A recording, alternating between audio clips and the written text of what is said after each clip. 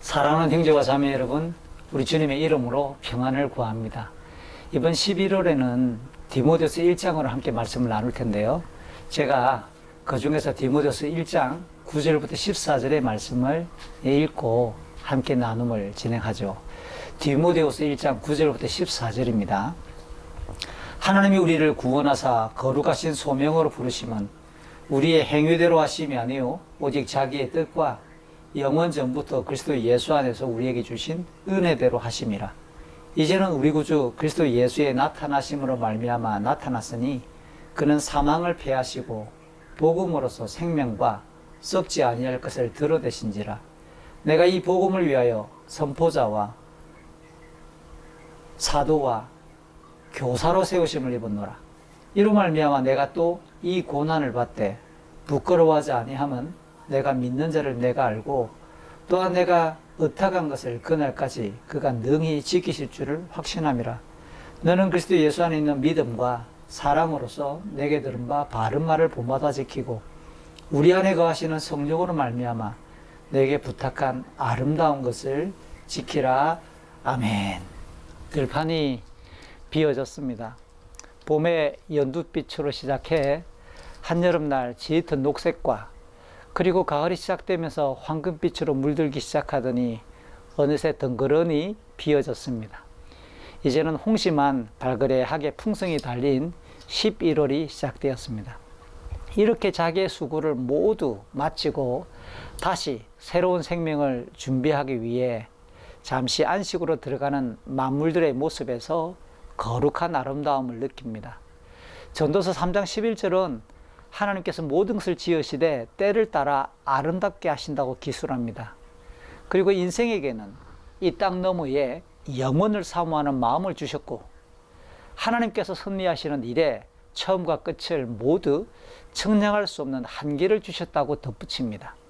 그러므로 우리들은, 성도들은 각자에게 주어진 삶의 분량에서 하나님의 뜻을 헤아리며 성실하게 살아감으로써 그것을 모두 다 헤아릴 수 없거나 끝이 어떻게 될 것인가를 세세하게 알 수 없을지라도 믿음을 지키고 소명을 다해야 합니다. 그럴 때 아름답게 하시고 우리를 거룩하게 하시는 하나님이심을 우리는 신뢰할 수 있습니다. 이번 11월에는 디모데서 1장을 통해 소명을 이어가는 아름다운 인생을 살펴보고자 합니다. 이 땅의 인생은 반드시 죽음이라는 종착지에 다다르지만 히브리서 9장 27절은 그 죽음 너머에서 반드시 심판이 있음을 강조합니다.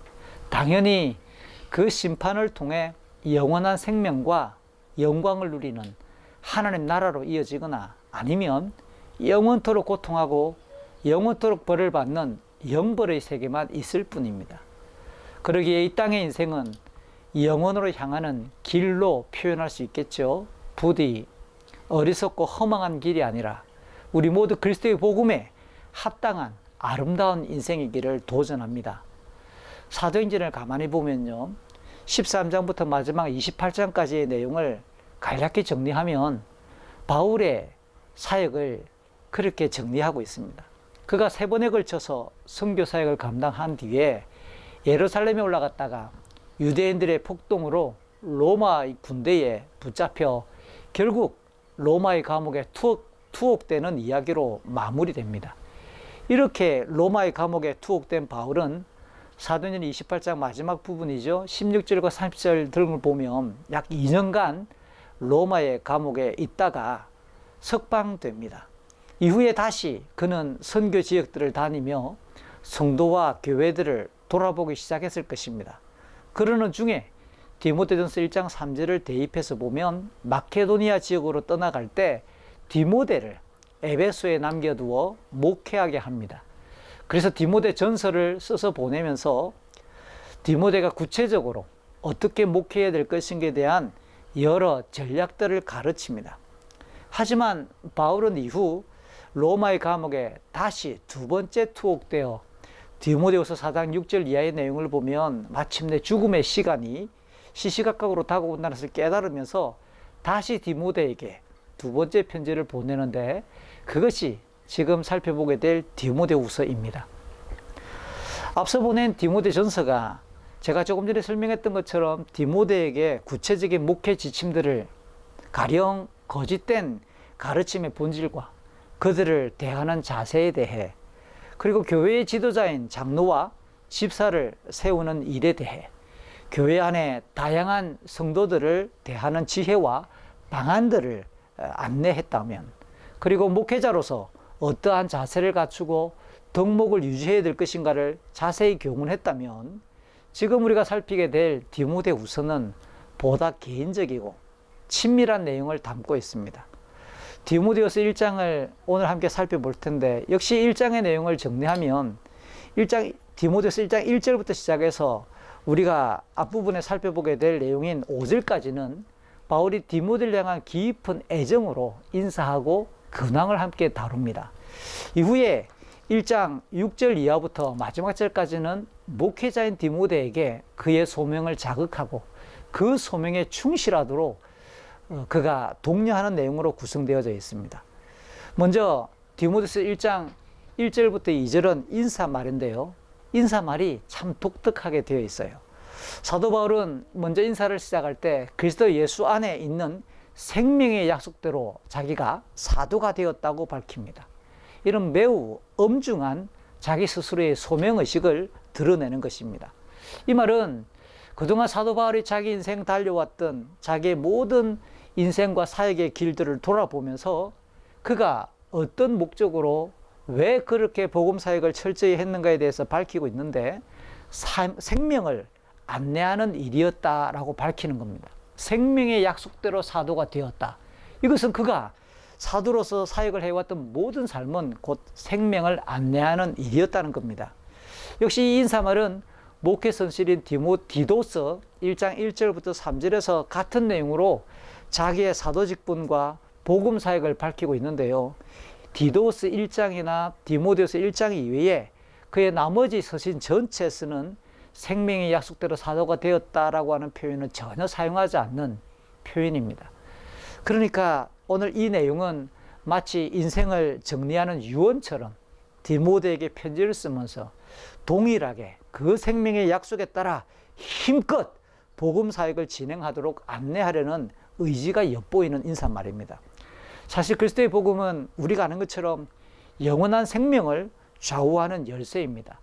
예수님께서 신앙 고백을 가진 제자들과 성도들을 위해 영원토록 교회를 세우시고 그 교회에 하늘문을 열고 닫는 열쇠의 권세를 마태복음 16장 19절에서 허락하셨고, 요한복음 20장 23절에서도 부활하신 예수님이 제자들에게 찾아가 누구든지 죄를 용서하면 그의 죄가 사함을 받고, 만약에 누군가의 죄를 용서하지 아니하면 그의 죄가 용서받지 못할 것이라고 말씀했습니다.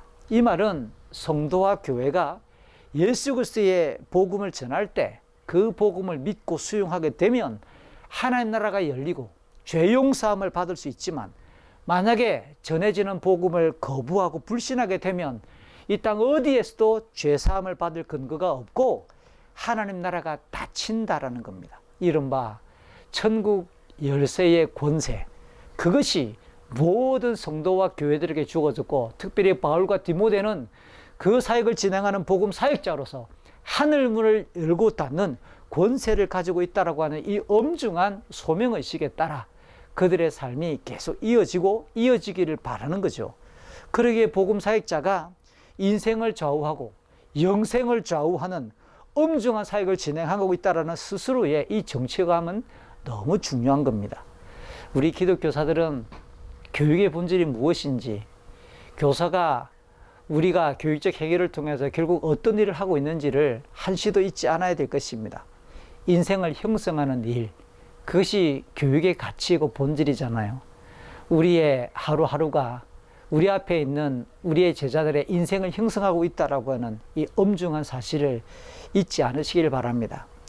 디모데후서 1장 2절 인사말을 한 번 더 살펴보면 디모데전서 1장 2절과 동일하게 인사를 하는데요. 하나님 아버지와 그리스도 예수로부터 임하는 은혜와 긍휼과 평강이 있기를 기원합니다. 제가 인사말을 가지고 비교적 길게 설명하는 이유는 역시 디모데후서 1장 2절의 인사말은 디모데전서 1장 2절에서만 반복되는 다른 그의 편지글에서 등장하는 여러 인사에는 없는 단어가 하나 더 포함됐습니다.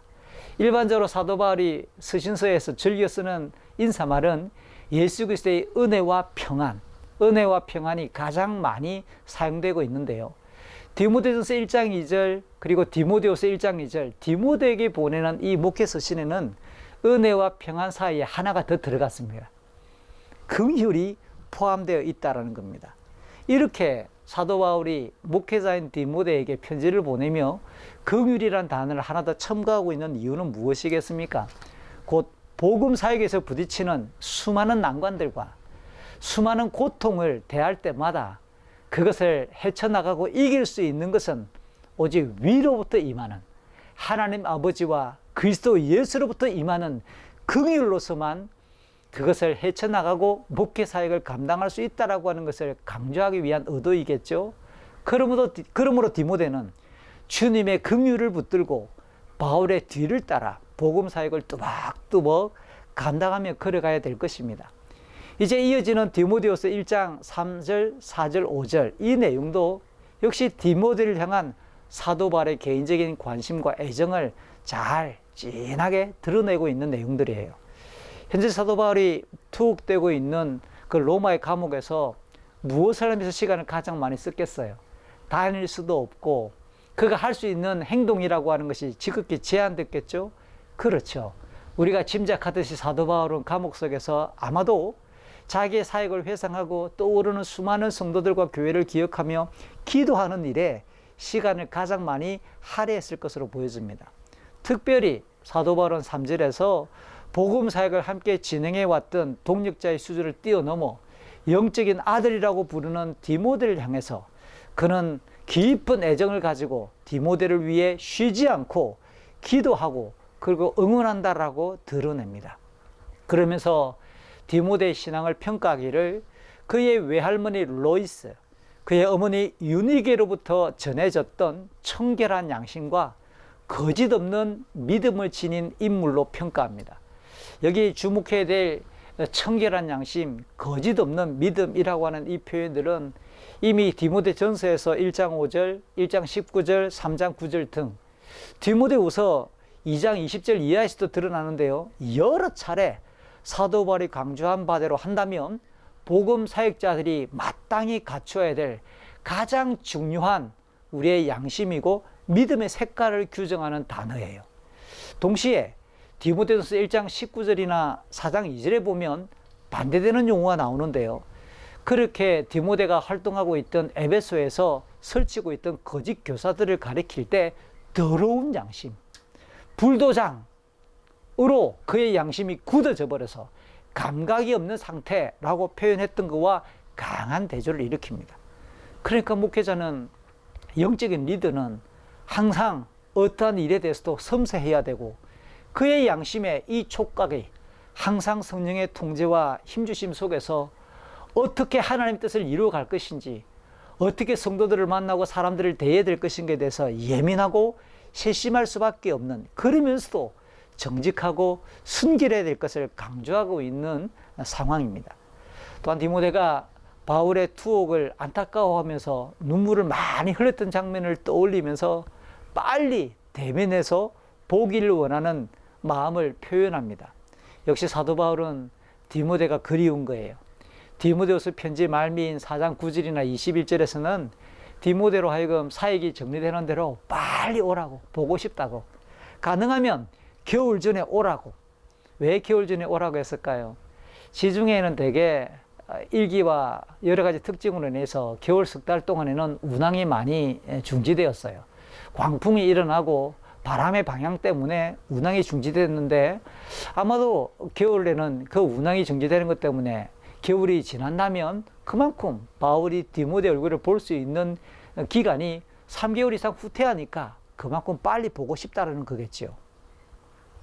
또한 디모데가 이렇게 바울을 향해서 눈물을 많이 흘렸던 것을 사도 바울이 떠올리는 것에서 디모데의 성향을 충분히 헤아리고, 디모데가 정이 많고 비교적 여러 따스한 마음을 가졌던 인물이라는 사실을 우리는 보게 됩니다.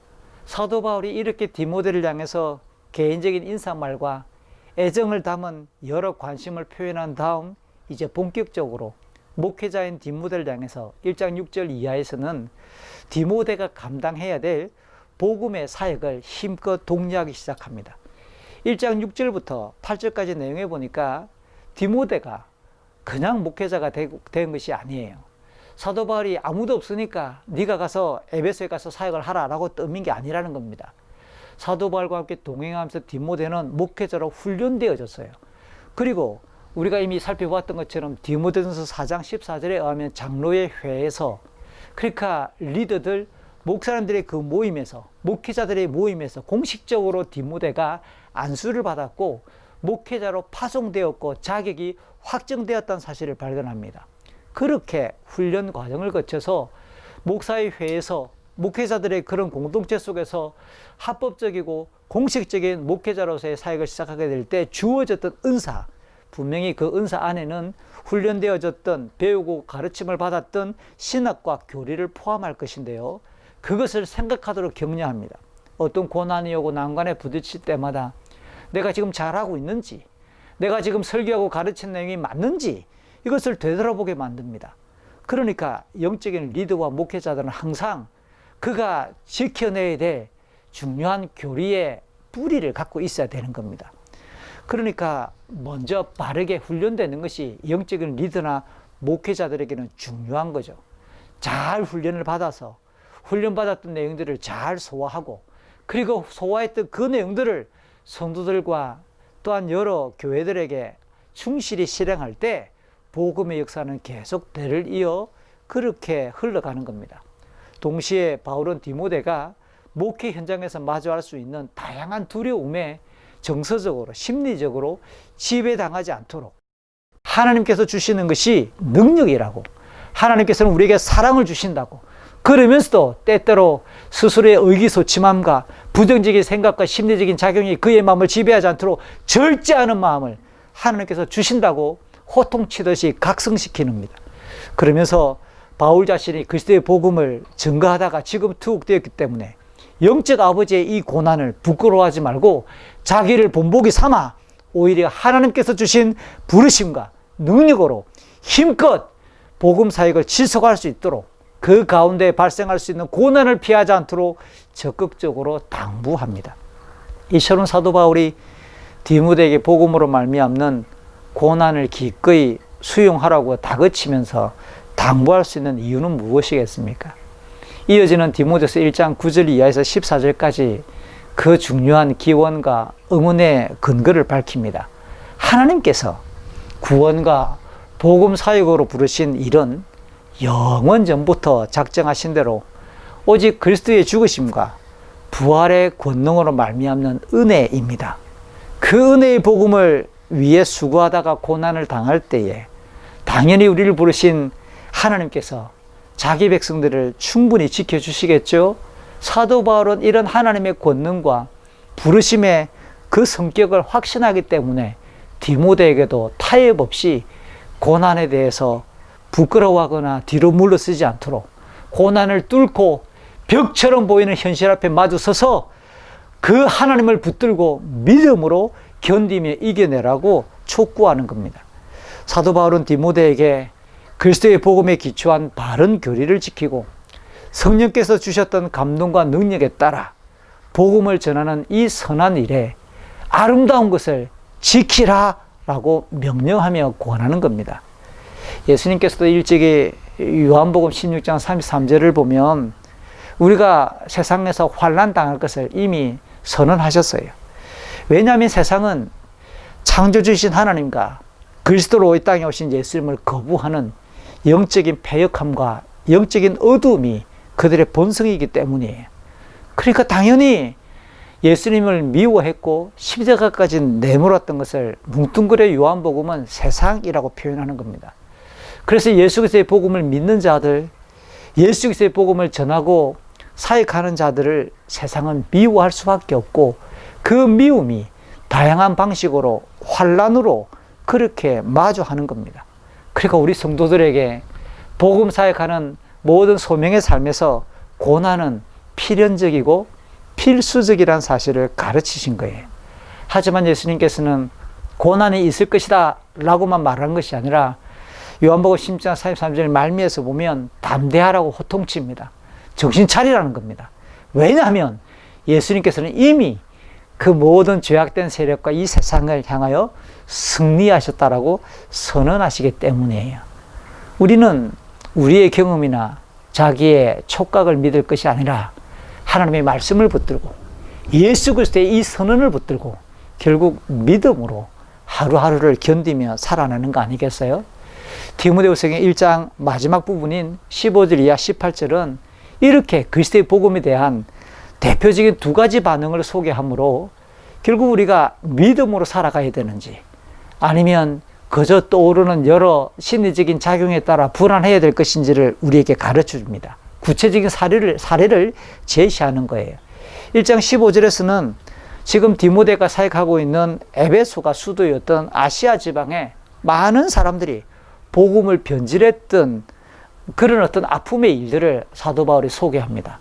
이렇게 예수 그리스도의 복음을 반대하고 처음에는 믿었지만 도중에 변절하고 떠나가는 이들이 생겨요. 사도 바울의 이 말이 그냥 막연한 어떤 진술로 그치지 않도록 두 명의 실명을 거론합니다. 부겔로와 허모게네. 안타깝게도 이 이름은 영광스럽지 않아요. 복음을 믿다가 중간에 떠나간 변절자의 이름으로 그 안타까움을 토로하는 겁니다. 이번 주간 리더 직무연수가 밤마다 있었는데요. 한 김해 지역의 형제가 이렇게 말했어요. 양육을 하는데 돌아보니까 70%가 떠나가더라.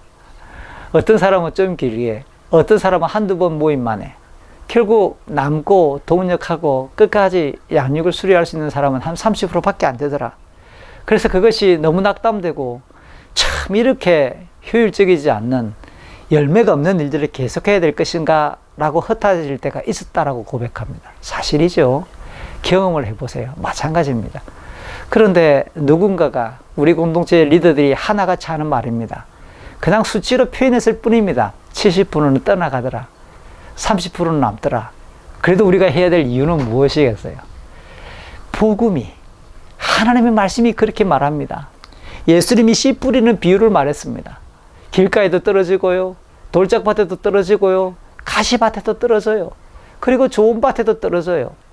예수 그리스도의 그 복음, 하늘나라의 복음을 전하고 말씀을 전했는데 떨어지는 확률을 보세요.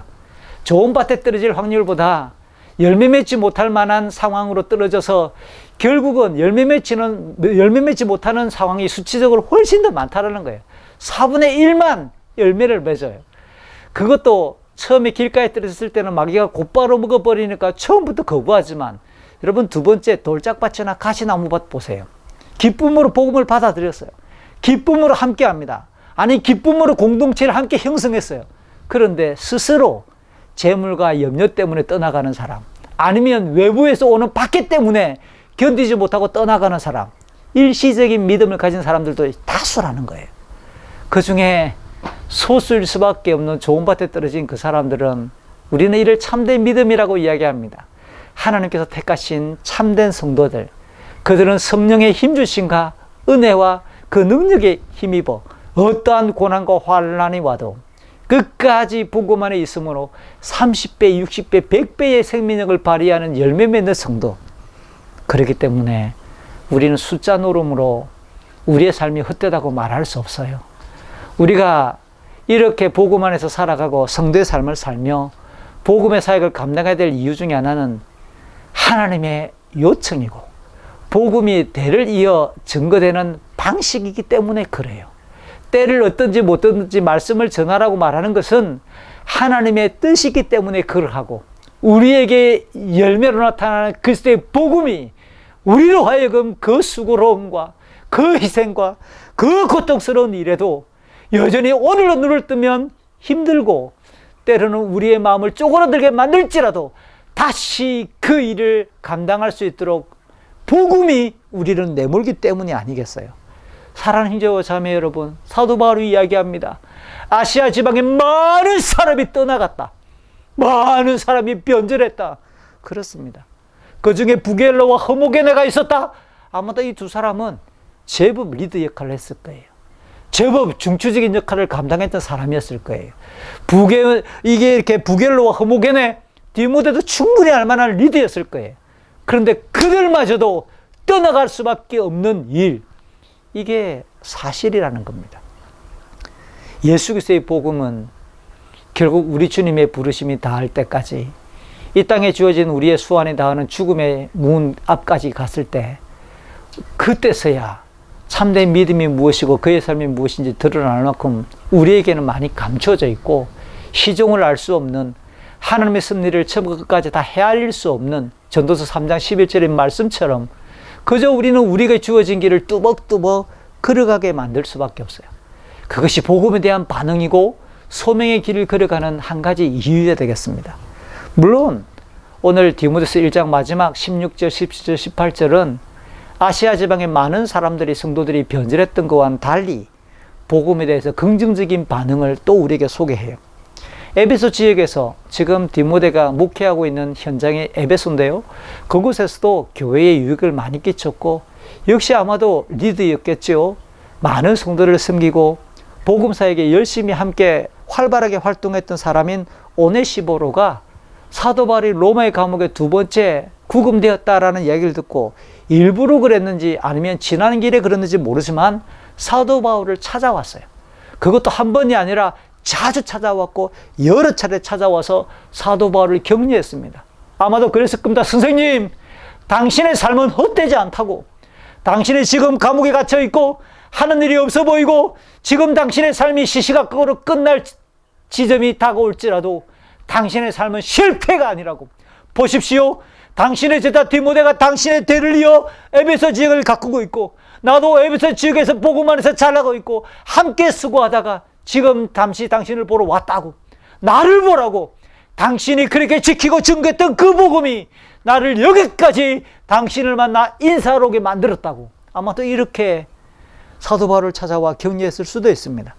사도 바울이 쓸쓸한 한 노인의 모습으로 많은 사람들이 방문하는 발걸음이 줄어들었을 그 마지막 시점에 에베소에서 사역했고, 여기했던 이 오네시보로라는 사람이 로마의 감옥에 투옥되어 있는 바울을 찾아와, 자주 찾아와 여러 번 격려해 주었다.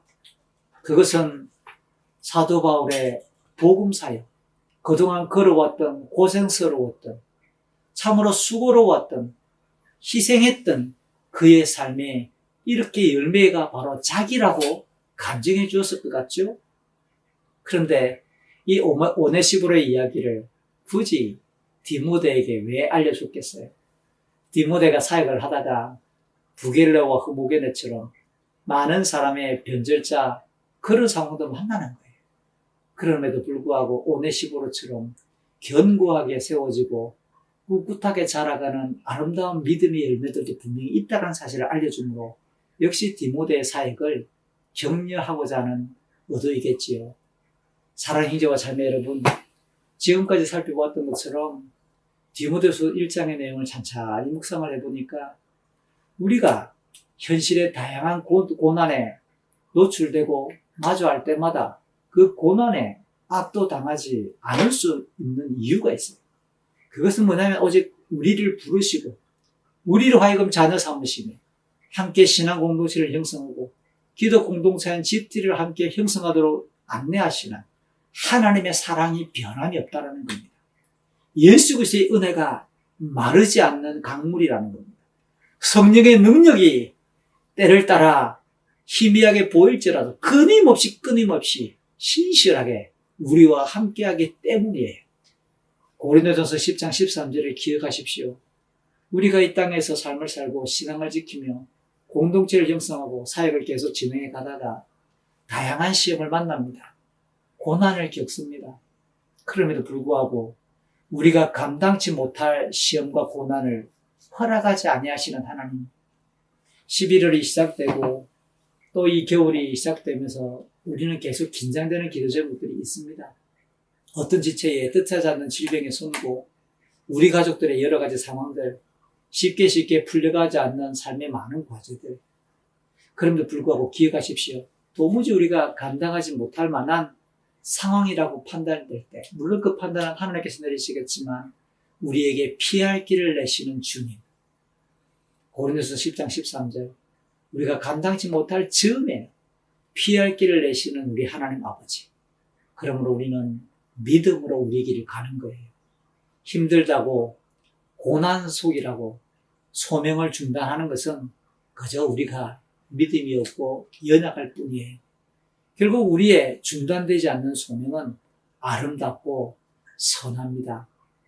마주하는 여전히 분주하고 다양한 11월의 일상들이 계속 우리에게 오겠습니다. 사도 바울이 디모데에게 처음 인사말 반복적으로 했던 것처럼 우리 주님의 은혜와 긍휼이 우리에게 지속될 수 있기를 사모합니다.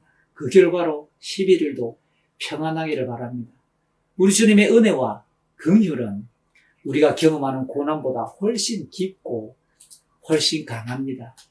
그러면서 바울이 오늘 디모데서 1장에서 말했던 것처럼, 디모데를 격려하는 것처럼, 동시에 오네시보로가 바울을 찾아와 격려하는 것처럼 우리도 우리 주변을 돌아보고 여전히 고난 가운데 있는 우리의 형제와 자매들, 연약함 가운데 있는 우리의 지체들을 한번 떠올려 봤으면 좋겠어요. 그리스도의 복음은 어떠한 상황에서도 매이지 않아요. 분명히 그 복음을 드러내는 한 사람 한 사람의 인생과 그 인생들이 모인 공동체를 통해 계속 복음은 확장되고 하나님 나라는 진전됩니다. 우리가 고난 속에 있는 지체들에게 하나님의 은혜가 흘러가는 징검다리가 되었으면 좋겠어요. 중보기도방에 올라오는 지체들의 상황을 함께 읊조려 주십시오. 우리 주님의 신실하심과 주님의 긍휼, 우리 주님의 은혜를 힘껏 구하며 11일을 열어갑니다. 우리가 온라인 상황에서 양육을 하고, 온라인으로 학급 경영을 하고, 온라인으로 지역 모임을 하고 닫혀져 있는 것처럼 보이나 결국 하나님 나라와 예수 그리스도의 복음은 우리의 고민과 우리의 몸부림 속에서 11월에도 계속해서 진행될 것입니다. 우리가 이렇게 믿음으로 하루하루를 11일을 지나갈 때 우리의 소명은 아름답습니다. 아름다운 11일 저와 함께 우리 모두가 같이 열어가기를 주의 이름으로 기대합니다.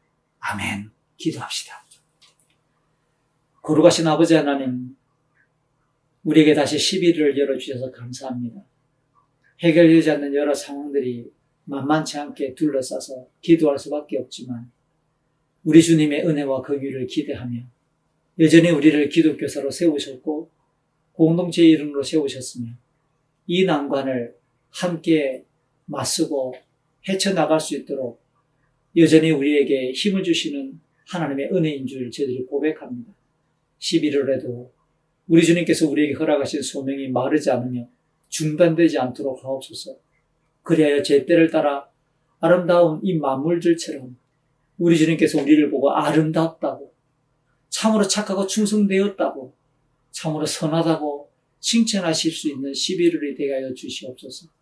주님, 이 GT 공동체를 붙드시고 한 사람 한 사람 살아가는 형제와 자매들의 상황을 헤아려 주셔서 믿음의 승리와 소명의 그림이 지속되는 깃발이 계속 펄럭이도록 우리를 이끌어 주시옵소서. 우리 주 예수 그리스도의 이름으로 기도합니다. 아멘.